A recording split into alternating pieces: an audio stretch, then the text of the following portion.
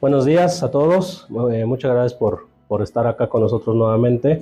El día de hoy esta sesión la vamos a compartir con Bernardo Brizuela Bravo, que aparte de ser agente de seguros ya con mucha experiencia, pues está dentro de Enfoque 25. Bienvenido, Bernardo. Gracias, Iván. Gracias por la invitación. Pues al contrario, por participar con nosotros y sobre todo, pues lo que nos tienes preparado, un tema en el cual te has hecho experto ya desde hace varios años y el cual es un tema muy en boga, sobre todo en nuestro país, y que bueno, en específico es el retiro, las leyes, ¿no?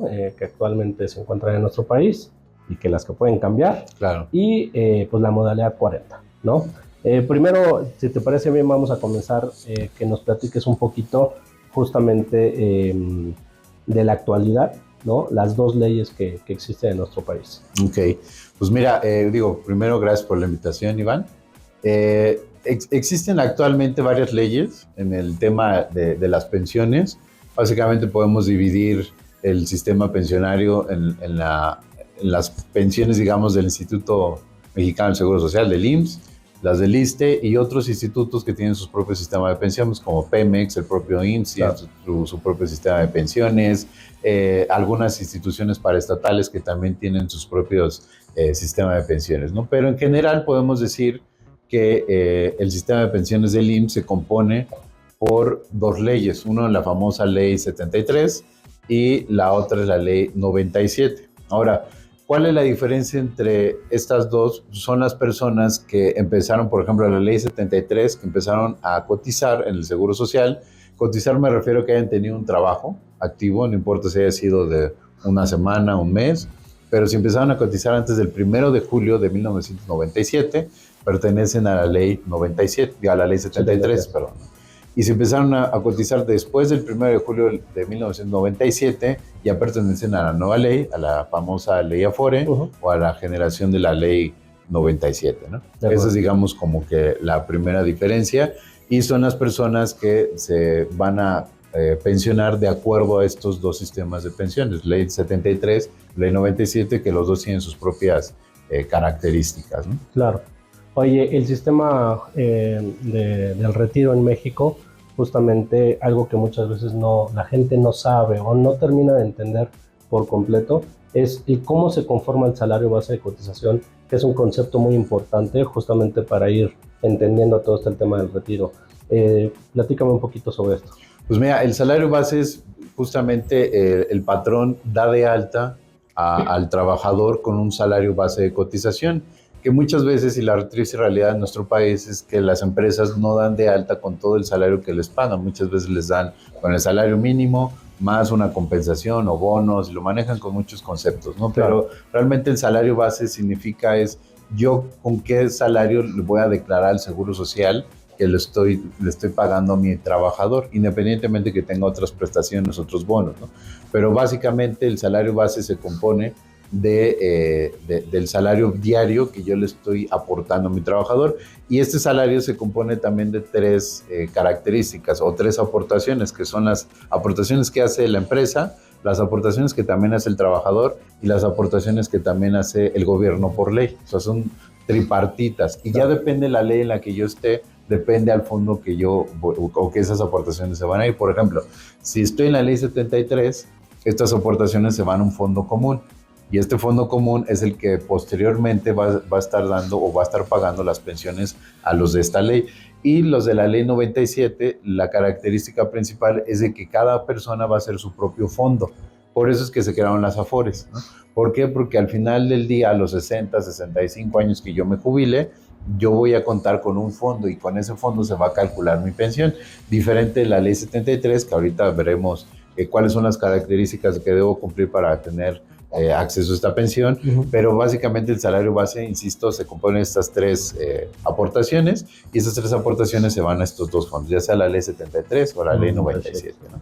Perfecto. Oye, saltando un poquito el tema, platícanos, ¿qué es la modalidad 40? La modalidad 40 es una opción que da el Seguro Social, que realmente se llama la continuación voluntaria del régimen obligatorio. ¿Eso qué quiere decir? Que yo, trabajador, ya no estoy cotizando ante un patrón.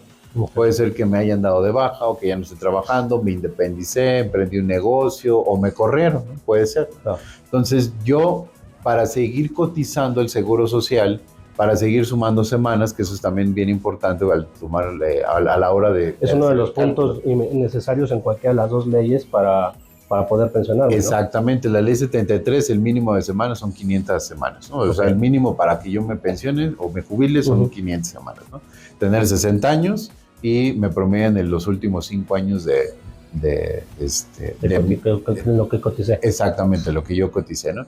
Y la ley 97 es diferente, ¿no? Actualmente me parece que son 825 semanas, algo así, y ahí ya no me promedian los últimos 5 años, me promedian todo lo que yo tenga, y en base al fondo que yo tenga ahí, por ejemplo, si tengo $1,000,000, me va a decir, me van a hacer el cálculo en la FORE, oye, pues tu pensión va a ser de 8,000, 10,000 pesos durante tanto tiempo, ¿no? Esa es otra de las grandes características. La ley 73, la pensión es vitalicia.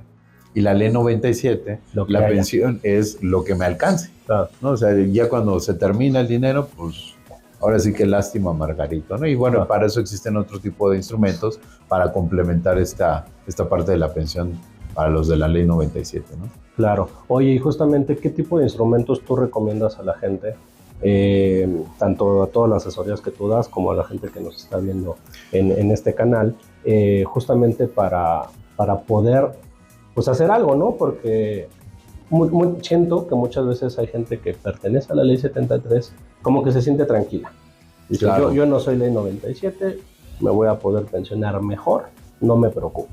Sin embargo, ahí es donde entra incluso otros factores como la modalidad 40, ¿no? Pero ¿qué tipo de instrumentos son los que tú recomiendas justamente para poder pues planear un poco mejor, ¿no? Claro, pues mira, tomando en cuenta que hay varios factores, como tú bien lo decías, para poder hacer el cálculo de la ley. Por ejemplo, hablando de la ley 73, algo que decías ahorita es muy cierto, que muchas personas creen que por tener esta ley ya me voy a ir súper pensionado y ya la hice toda mi vida. La realidad de las cosas es que no es cierto, ¿no? ¿Por qué? Porque para tener una buena pensión en la ley 73, por ejemplo, necesito tener un buen número de semanas y un buen salario promedio cotizado, porque si yo tengo un buen número de semanas y un salario bajo, mi pensión va a ser baja. O al revés, si tengo un buen número o buen salario promedio de los últimos 5 años, pero pocas semanas, 500 semanas por ejemplo, mi pensión va a ser baja. Entonces tengo que tener un buen número de semanas y también un buen salario promedio para tener una buena pensión, así como funciona el cálculo en esa ley. Ahora, ¿qué instrumentos recomiendo para poder garantizar esa parte de la modalidad 40 o tener una mejor pensión en la ley 97? Pues sin lugar a dudas recomiendo seguros de vida, ¿no? Probablemente muchas personas que están viendo esto dirán, bueno, pues el seguro de vida solamente sirve si me muero, ¿no? Claro. La realidad de las cosas es que el seguro de vida tiene muchísimos usos, ¿no? Por ejemplo, pues para las empresas, para los deudores, para garantizar mi retiro, para la educación, tiene muchísimos usos, ¿no? En específico para este tipo de situaciones, recomiendo seguros de ahorro, que se montan a través de seguros de vida, que la gran característica que tienen es de que por contrato el cliente ya va a saber cuánto dinero va a recibir al final de su contrato. Básicamente son contratos que te dicen, ok, si no te pasó nada durante cierto tiempo, al final la aseguradora te va a regresar lo que ahorraste más un rendimiento. Esa es la gran ventaja que tienen estos instrumentos. Claro. Además de que si en el Inter me pasó algo, o sea, o a la persona, al cliente le pasa algo, que si, por ejemplo, se invalida, ¿no? Una invalidez total y permanente significa que yo ya no pueda realizar mi actividad comercial principal, ¿no? Por ejemplo, si perdí la vista o si quedé inválido o si alguna enfermedad o que estoy tendido en la cama, qué sé yo, ¿no? Entonces, cuando esto pasa, se le declara una invalidez total y permanente y al cliente se le paga una suma asegurada o un dinero en el cual esto pues, va a ayudar a sopesar la pérdida económica de su empleo, por ejemplo, o de su actividad comercial. Entonces, este tipo de instrumentos lo que me ayuda es a minimizar estos riesgos, justamente, ¿no? El de invalidez, o el morirme joven, o el morirme por un accidente, ¿no? O sufrir por una salud, o una enfermedad. Y al final, si no me pasó nada de estos riesgos, pues yo recibo todo lo que ahorré y además un rendimiento, ¿no? Y eso me ayuda a mí, pues también para garantizar mi retiro, para tener más dinero Si soy ley 73 o ley 97, pues realmente no importa, porque al final del día es dinero que yo voy a tener adicional. Entonces, si tengo la pensión de la ley 73 o ley 97 y además tengo 1, 2 o 3 millones de pesos más, pues qué mejor, ¿no? Al final de cuentas, pues todo suma, exactamente. Claro. Oye, tengo entendido también que este tipo de seguros, ¿no? Plan personal de retiro, como también es conocido, cuenta con beneficios fiscales, lo cual para muchas personas, sobre todo emprendedores o empresarios, pues claro, es muy atractivo, ¿no? Así es, y los famosos PPR, ¿no? Los planes personales de retiro, como los tipifica la ley, el artículo 151, ley de impuestos a la renta, la fracción quinta, menciona que todas las aportaciones que yo haga destinadas a través de este tipo de instrumentos, que dicho sea de paso, las únicas instituciones que pueden tener estos instrumentos o estos planes son las compañías aseguradoras, las casas de bolsa y los bancos, ¿no? Regularmente los bancos también tienen sus propias aseguradoras y lo manejan a través de ellos, pero la realidad de las cosas es que por experiencia de muchos años podemos decir que las mejores administradoras de los PPR son las aseguradoras, ¿no? Por todos los beneficios que tiene, que acabamos de platicar, claro, y que además un porcentaje de lo que yo estoy ahorrando año con año me lo va a regresar Hacienda en la declaración anual para personas físicas. No importa si yo soy persona física asalariada, si soy por honorarios, o si soy persona física actividad empresarial, cualquier actividad excepto los reciclos, eso sí no tienen este beneficio fiscal porque tienen otros beneficios, ¿no? En sí, porque es reciclo, ¿no? Exactamente, porque pagan muy poquitos impuestos, pero todos los demás en la declaración anual pueden presentar este ahorro a su PPR, y lo que va a hacer Hacienda básicamente está diciendo: si tú ahorras para tu retiro, yo te voy a regresar un porcentaje de ese retiro. ¿Cuánto puede ser? Pues hablando a un grosso modo, vamos a hablar que una persona que ahorra 50,000 pesos al año, aproximadamente un 25% de ese ahorro se lo va a regresar a Hacienda vía declaración de impuestos. Entonces, pues de ahí de default, estos instrumentos ya tienen un 25% de rendimiento garantizado cada año. Claro. Además del rendimiento que garantice el propio plan al final del plazo, ¿no? O sea, teniendo en cuenta también, esto es bien importante, que estos planes personales de retiro son a largo plazo, son justamente para el retiro. Y si hablamos de un PPR, solamente lo vamos a poder utilizar hasta los 65 años. ¿Para qué? Para que todo ese dinero que yo voy a obtener a través de las aseguradoras de todos estos años que yo estuve ahorrando, ese dinero sea libre de impuestos. Es otro de los grandes beneficios. Al recibirlo a los 65. Exactamente. Cuando yo lo recibo a los 65 años, hay ciertos topes, ¿no? Pero en este año más o menos son más de 3 millones de pesos yo recibiré ese dinero, pero si es en 10, 15, 20 años, ese tope probablemente ya sea de 6, 7, 8 millones, porque va aumentando todos los años también conforme la inflación. Okay. Entonces, cuando yo recibo ese dinero, ya es libre de impuestos. Si yo decido sacar ese dinero antes de los 65 años, entonces ahí sí me van a retener el 20% de todo lo que yo saco. Justamente porque hace esto el gobierno, la ley, para que el cliente diga: ok, yo tengo que esperarme hasta los 65, ¿por qué? Porque en ese momento ya mi dinero va a ser libre de impuestos. Y listo. Y además obtuve todo este beneficio fiscal que me regresaba año tras año, efectivamente, ¿no? Y a grandes rasgos, digamos que esos son los beneficios fiscales a través de los PPRs, ¿no? Perfecto. Oye, regresando un poquito al tema de la modalidad 40, si yo pertenezco a la ley 73 y quiero hacer la modalidad 40, ¿existe algún riesgo? Sí, hay muchos riesgos. O sea, uno es de que hay muchas personas, por ejemplo, que empiezan a cotizar en la empresa, por ejemplo, del marido o de la esposa o del tío. Básicamente, aquí empieza a prender una alarma para el Seguro Social. Sí. Porque además, si coticé con el mínimo durante 10 años a esa empresa de mi esposo, de mi esposa, lo que sea, y los últimos 5 años, curiosamente, me cambia el salario al tope, entonces una super alarmota ahí para el Seguro Social, claro. Y entonces lo puede considerar una, no tanto falsedad, sino una simulación del trabajo, y le puede tumbar todas esas semanas.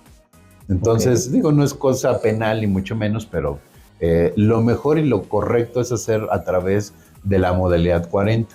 ¿Por qué? Porque la modalidad 40 es empleado, voy a ir al Seguro Social, a la subdelegación del IMSS, hacer esta modalidad 40 de manera voluntaria, por eso se llama continuación voluntaria obligatorio. Entonces le voy a decir al IMSS, ahora quiero darme de alta por mi cuenta propia. Ahora, en ese momento yo le voy a decir cuántos salarios quiero que me den de alta, y esto ya depende mucho la capacidad económica que yo tenga en ese momento para pagar modalidad 40. Por ejemplo, la modalidad 40 el día de hoy está aproximadamente la topada en 10,800 pesos, un poquito más, 10,800 pesos pagados cada mes, y depende el número de días que tenga el mes. Es la aportación que yo voy a hacer, pero la topada está como en 10,800 el día de hoy. Okay. Pero cada año esta aportación va a ir aumentando. ¿Ah? Entonces, el riesgo punto número 1 es que yo no pueda solventar la modalidad 40 durante los últimos 5 años de cotización. Ahora, ¿por qué llamamos 5 años? Porque realmente es el promedio que me va a tomar en cuenta el Seguro Social para el cálculo de mi pensión. Entonces, pero si yo tengo 57 años o 58 y me acaban de dar de baja mi empresa y quiero hacer modalidad 40, lo puedo hacer 2 años, y lo puedo hacer solamente un mes. Okay. O un año, 2, pero máximo 5. El otro día me preguntaban, oye, ¿puedo hacerlo más de 5 años? Le digo, pues sí, pero si quieres regalar tu dinero, mejor regálamelo a mí, porque no te va a servir de nada, solamente va a sumar semanas, pero no te va a ayudar para el salario promedio, claro, del cálculo, ¿no? Entonces, el punto número 1 de riesgo es que no pueda solventar los 5 años de la modalidad 40, ¿no? El punto número 2 es que me pase algo en el Inter. Ahora, ¿qué pasa cuando yo me doy de alta modalidad 40? Yo ya no tengo acceso al servicio médico del Seguro Social. Claro. Entonces, está una parte que a muchas personas como que sí les salta, es que mira, están tratando a mi mamá o a mi esposa o a mis hijos en el Seguro Social, entonces eso a mí no me conviene. Ok, no importa. La ley también tiene como que previsto esta parte en el cual, si estás haciendo modalidad 40, tú puedes tener acceso al servicio médico, claro, si también lo pagas. Okay. Y es un pago adicional que yo tengo que hacer al Seguro Social. De tu aportación normal. Exactamente. Ahora, para entender este tipo de aportaciones, es que al principio hablábamos que la aportación es tripartita, ¿no? El empleado, el empleador y el gobierno, ¿no? Entonces, estas 3 aportaciones también incluyen no solamente de cesantía, edad avanzada, el Infonavit, el Afore, capacidad, bla, bla, bla. Entonces, ahora cuando yo voy a hacer modalidad 40, yo voy a hacer todas estas aportaciones, pero solamente yo solo. Así de sencillo, ¿no? Entonces, por eso estas aportaciones pueden ser a veces onerosas, ¿no? Claro. O sea, realmente un poco caras, ¿sí? Y por eso las personas dicen, bueno, pues mejor la estoy pensando, o le bajo al salario, ya no al topado, sino a la mitad, para poder pagar el Seguro Social. Depende de cada situación. Hay otras personas que me dicen, mira, de pagar 2,500 pesos al mes, mejor me pago un seguro de gastos médicos particular y me atiendo en un hospital privado. Exactamente, ¿no? Y con la atención en un hospital privado, ¿no? Digo, depende cada caso, ¿no? Depende cada caso. Pero el riesgo, 1 es el yo no poder financiar la modalidad 40. El 2 es que me pase algo, tema de salud, y que no tenga servicio médico. O el tercero, que también es muy importante, que a veces las personas no ven esta parte, el que a mí me pase algo, por ejemplo, me invalide, me ocurre una invalidez total y permanente. En ese momento puedo tener una pensión, sí, por invalidez, que va a ser un porcentaje del cálculo que me toque en ese momento, pero si me faltaban 5 años para hacer ese promedio, entonces pues mi pensión, vaya, en resumen, va a ser bien chiquita. Claro. Va a ser muy chiquita. Entonces ese es otro riesgo. ¿Y cómo cubrir esos riesgos? Pues a través de instrumentos financieros que me garanticen dinero en el momento que me ocurra eso, ¿no? Para eso existen, por ejemplo, los seguros de vida, ¿no? O los seguros de ahorro, destinados justamente a este propósito, ¿no? Para que esos riesgos pues se mitiguen al 100%, ¿no?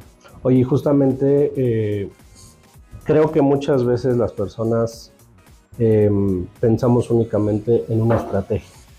Ya estoy haciendo esto y se han sacado, ¿no? Ya es todo lo que... Tomé la decisión de irme en un camino y vamos a pensar una persona justamente, ¿no? Que es ley 73 y que se ha ido por hacer la modalidad 40 adicional. ¿Tú le recomiendas hacer un PPR, un plan para el retiro? Por supuesto, digo, ahí cada vez hay que hacer un análisis específico, porque la situación de todos son diferentes, claro, ¿no? Pero vamos a poner un ejemplo de un empresario o de un ejecutivo que gane, no sé, 50 o arriba de 50,000 pesos, ¿no? Pero que en su empresa lo tienen con el salario máximo, ¿no? Topado, ¿no? Actualmente están 2,700 diarios, ¿no? Pero ¿qué pasa si este cuate gana 50, 100 mil pesos, pues le están descontando un buen dinero de ISR. Entonces, él puede contratar un PPR. ¿Para qué? Para bajar esa base gravable, esa base fiscal y que le puedan regresar impuestos. Al final, el peor escenario que le puede ocurrir a este cuate es que tenga una buena pensión, la ley 73, y que además tenga 1, 2 o 3 millones de pesos adicionales a través de un PPR, y que además de ese dinero que garantiza los 65 años, pues le regresaron un montón de dinero a lo largo de este tiempo. ¿Por qué? Porque es un cliente cautivo del SAT, ¿no? Claro. del Sistema de Administración Tributaria. ¿Por qué? Pues porque un asalariado, por ejemplo, quiera o no, quiera pagar impuestos, todos modos va a pagar impuestos, porque ya ni le preguntan. Se lo retea, ¿no? Exactamente, ya se lo descuentan de la quincena, ¿no? Entonces, para que este dinero pueda regresársele a este trabajador a través de un PPR, que es, dicho sea de paso, es la única inversión que existe en las deducciones personales de la Declaración Anual de Personas Físicas, pueda bajar su base gravable y además le regresen dinero. Entonces es un negocio redondo, porque garantiza con la ley 73, ¿no? Una buena pensión. Y después le van a regresar impuestos todos los años por tener su PPR. Y a los 65 años va a cobrar una buena lana y libre de impuestos por tener este mismo PPR. Pero además, todo este riesgo, los riesgos que hablábamos ahorita, acerca de si me invalido, o me pasa algo, o me muero, va a tener eso cubierto. Exactamente, va a tener más dinero para él o para su familia, ¿no? Dependiendo cuál haya sido el riesgo que haya ocurrido, ¿no? Claro, claro. Perfecto, Bernardo, muchas gracias. Oye, ¿qué otro tipo de instrumentos que consideras que adicional a los que estamos platicando puede hacer la gente, puede tener para... creo que hay algo muy importante para mí de inicio, es el identificar que tenemos que hacer algo, ¿no? Claro. Independientemente de qué ley eres. Aquí en México la situación es, al menos en mi forma de ver, que tienes que hacer algo tú mismo, claro, y actuar, ¿no? Pero ¿qué otro tipo de instrumentos o qué otras acciones podemos tomar? Pues mira, insisto, esto depende cada caso particular, pero por ejemplo, yo cuando doy asesorías para hacer cálculos de modalidad 40, a través de la ley 73, dicho sea de paso, las personas de ley 97 también pueden hacer modalidad 40, pero en realidad es que no les conviene en lo absoluto, ¿no? ¿Por qué? Porque solamente van a sumar semanas y listo, y sale muy caro sumar esas semanas. Claro. Pero entonces para los que realmente conviene modalidad 40 es para la ley 73. Ahora, cuando yo hago estos análisis de la ley 73, digo, ok, a ti te va a costar, por ejemplo, el caso de una señora que asesoré la semana pasada, fue el último que tuve y lo tengo más fresco. Ella va a hacer modalidad 40 y le va a costar 800,000 pesos aproximadamente, ¿no? Durante 5 años topados, ¿no? Entonces es un buen dinero. Para irse al máximo. Para irse al máximo. Ahora, si ella no tiene este dinero ahorrado de aquí a, no sé, 10 años, por ejemplo, ella tiene otra opción, en la cual deja de estar cotizando al Seguro Social los últimos 5 años, por ejemplo, de los 55 a los 60. ¿Por qué digo 55 a los 60? Porque puede ser de los 60 a los 65, ¿no? Depende de la edad que se quiera jubilar, claro, porque el mínimo son los 60 años. Ahora, ¿cuál es la ventaja de esperarme hasta los 65? Que me voy al 100% de mi cálculo de la pensión. Y a los 60 me voy con el 75%, ¿no? Eso es, digamos, con las dos diferencias. La realidad de las cosas es que todas las personas que yo he asegurado es que la mayoría se quiere ir a los 60 años. Es un extraño ahí. Bueno, yo conozco que a los 50. Sí, no, yo por mí ahorita, pero no puedo, ¿no? Pero la mayoría se quiere ir a los 60. Entonces, ¿qué pasa si le faltan 10 años, por ejemplo? Pero en 5 años dice, es que no va a poder aportar 13, 14, 15 mil, porque además todos los años la modalidad 40 va a ir aumentando un porcentaje, ¿no? Si ahorita son 10,800, probablemente el siguiente año son 11,800, el siguiente año va casi a 13 y va aumentando todos los años, ¿no? De tal manera que probablemente esos 800,000 sean muy onerosos para esta persona financiarlos. Ahora, ¿cuál es la otra opción que me da la ley? La otra opción es que dice, tú puedes hacer modalidad 40 retroactiva. Okay. ¿Eso qué quiere decir? Que los últimos 5 años de cotización no estás activo en el Seguro Social, no estás cotizando, pero cuando llegas al Seguro Social a hacer la modalidad 40, darte de alta en esta situación, el Seguro Social va a decir, ok, ¿quieres hacer modalidad 40? Sí, y además yo la quiero hacer retroactiva. Entonces van a hacer el cálculo del pago que tuve que haber hecho durante esos 5 años. Ok, tomando el mismo caso de esta señora, fueron 800,000 pesos. Pero como no lo hiciste en tiempo y forma, te voy a cobrar recargos y actualizaciones. Entonces, probablemente esos 800 se van a 1,200,000. Ok. Oye, de todos modos es un buen dinero, sí, pero tienes 5 años más para ahorrar y para hacer algo. Exactamente. Entonces, ¿qué instrumentos? Respondiendo a tu pregunta, recomiendo, por ejemplo, en este caso, yo le recomendaría un seguro de ahorro, que le llamamos dotales, ¿no? Un seguro de ahorro en el cual ahorres durante 10 años, es decir, hasta sus 60 años, de tal manera que ella garantice 1,200,000 pesos. Y que no va a ser lo mismo el ahorrarlo, el tenerlo en un año, en 2. Exactamente. Entonces tiene más tiempo y además estos 10 años está cubierto por todos los riesgos que ahorita estábamos platicando. El que si se muere y si tiene familia, tiene hijas o tiene esposo, o al revés, es padre de familia, tiene esposo, tiene hijos, y si se va, pues va a ocasionar una pérdida económica fuerte en la familia. Entonces todos estos riesgos los tiene cubiertos, el de muerte accidental, invalidez, y además, si no le pasó nada, pues a los 60 años tiene garantizado 1,200,000, por el ejemplo que estábamos poniendo, y en ese momento puede ir al Seguro Social y decir, ok, quiero esa modalidad 40 retroactiva de los últimos 5 años, es 1,200,000, eso sí hay que pagarle una sola exhibición, y en ese momento, entonces, paga el 1,200,000 y en ese momento ya tiene acceso a esta pensión.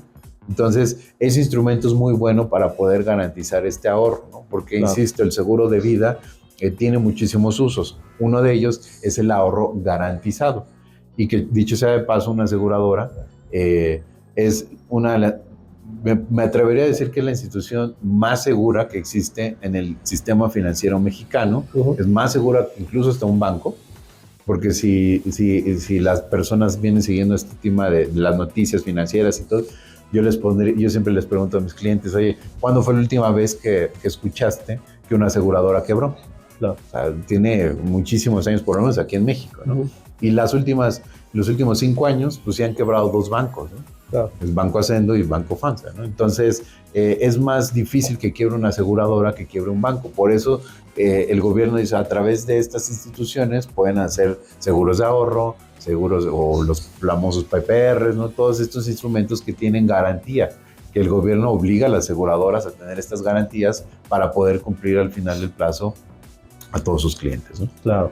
Oye, Bernardo, pues yo creo que aquí lo más importante es que la gente se informe, ¿no? Que realmente, digo, porque creo que muchas veces hay mucha información, mala información que también podemos encontrar en redes o en cualquier lado, y lo más importante pues es justamente el informarnos, el tomar una asesoría y a partir de ahí saber dónde estoy parado y entonces poder tomar acción, ¿no? Para eso pues obviamente también invitamos a toda la gente que nos ve pues que te visiten tus redes sociales, ¿no? Si nos las puedes comentar y que a partir de ahí te busquen para tener una asesoría con el teacher de las finanzas, ¿no?